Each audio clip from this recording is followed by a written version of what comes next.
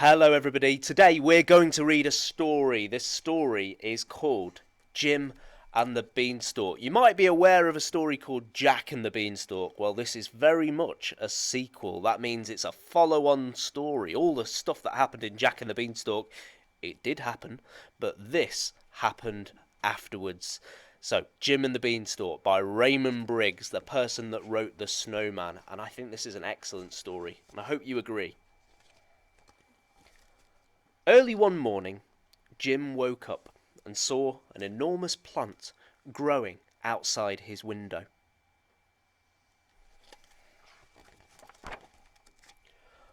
"That's funny," he said. "It wasn't there yesterday. I'll see how high it goes." And he began to climb up the plant.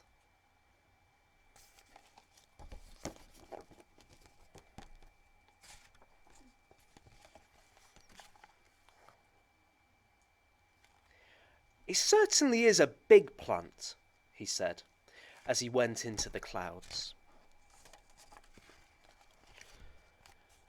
When he reached the top of the plant, Jim saw a castle. "I'm hungry," he said. "I'll ask at the castle. I hope they have cornflakes."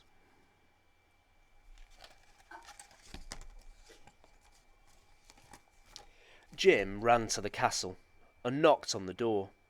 He waited and waited until the door was slowly opened by a very old giant. "Aha!" said the giant. "A boy! A nice, juicy boy! 3 fried boys on a slice of toast. That's what I used to enjoy eating in the old days. But I've no teeth now. Come in, boy. You're quite safe." And that's the giant.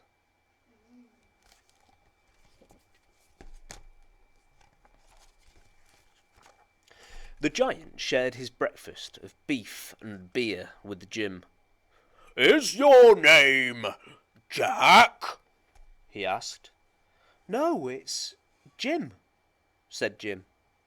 "Did you come up a beanstalk?" asked the giant. "I came up some sort of plant," said Jim. "It's that beanstalk again," said the giant. "It came up once before. That pesky boy, Jack, stole some of my father's gold and took our golden harp and our golden hen. I've never really been happy since, and now I'm too old. I can't even see to read my poetry books because the print is too small."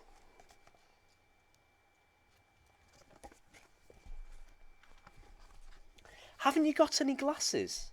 asked Jim. "Only beer glasses," said the giant.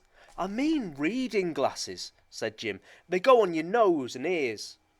"It's my eyes I'm talking about," roared the giant, banging his fist on the table.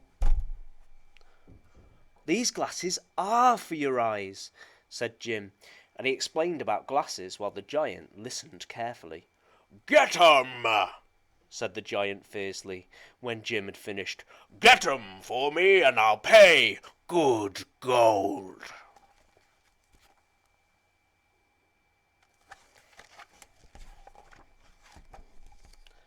"I'll have to measure you," said Jim. So Jim measured the giant's head.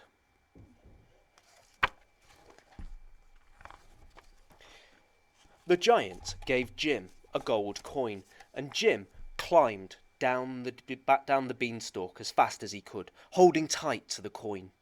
He showed the coin to his mother, but before she could say anything, he got dressed and ran off out to the oculist. The oculist could hardly believe his eyes when he saw the giant's gold coin, but he set to work straight away.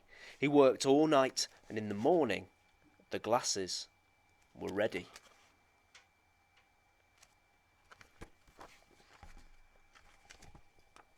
Jim carried them home. He tied them onto his back, and he climbed up the beanstalk.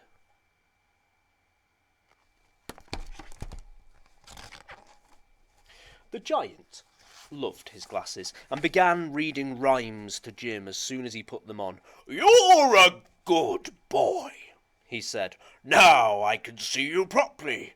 I wonder what you'd be like to eat. I can't eat anything much nowadays, 'cause I've got no teeth." "Why don't you have false teeth?" asked Jim. "False teeth?" roared the giant. "Never heard of them." So Jim explained about false teeth, while the giant listened carefully. "Get 'em," said the giant when Jim had finished. "Get 'em for me. I'll pay good gold." So Jim measured the giant's mouth. "Make them big," said the giant, "and sharp. I like sharp teeth." The giant gave Jim another gold coin, and Jim climbed down the beanstalk as fast as he could, holding tight to the coin. He showed the coin to his mother, but before she could say anything, he ran off to the dentist. The dentist could hardly believe his eyes when he saw the giant gold coin, but he set to work right away. He worked all night, and in the morning the teeth were ready. Jim carried them home. Then he tied them on his back and climbed up the beanstalk.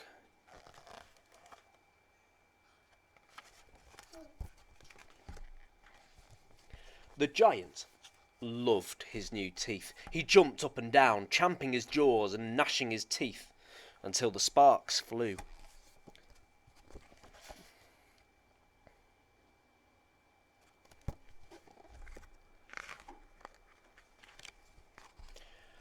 Then the giant sat down and looked at himself in the mirror. "Ah," he said, "I used to be a good-looking lad. Great head of flaming red hair, and now, look at me." "Why don't you have a wig?" asked Jim. "A wig?" roared the giant. "Never heard of a wig." So Jim explained about wigs while the giant listened carefully. "Get one," said the giant when Jim had finished. "Get one that's red and curly. I'll pay good gold." So Jim measured the rest of the giant's head.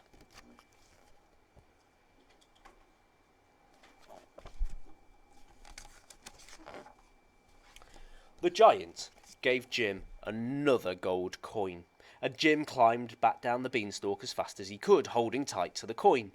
He showed the coin to his mother, but before she could say anything, he ran off to the wig maker.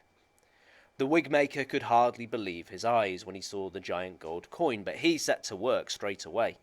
He worked all night, and in the morning the wig was ready. Jim carried it home, then he tied it on his back and climbed up the beanstalk. The giant loved his wig. "I look about 100 years younger," he said. He put on all his best clothes and danced about the room, beaming himself in the mirror. "Marvelous! Wonderful!" he boomed. "I'm happy again. I feel like a new giant. And my appetite has come back too." The giant stood still and looked at Jim.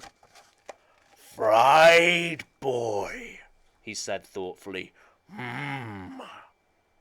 Jim waited to hear no more. He ran to the beanstalk, slid down it as fast as he could, and landed below in a heap. Above him, he could hear the thunder of the giant's footsteps. Seizing an axe, Jim swung mightily and chopped down the beanstalk. At the very moment that the beanstalk fell, something else landed beside Jim with a thud. It was a huge paper, wrapped around a giant gold coin. On the paper was written, "Dear Jim, thank you for the teeth and the glasses, also the lovely wig. Your friend, the giant. Jim ran inside and showed the giant coin to his mother. "At last you can keep a coin for yourself," she said.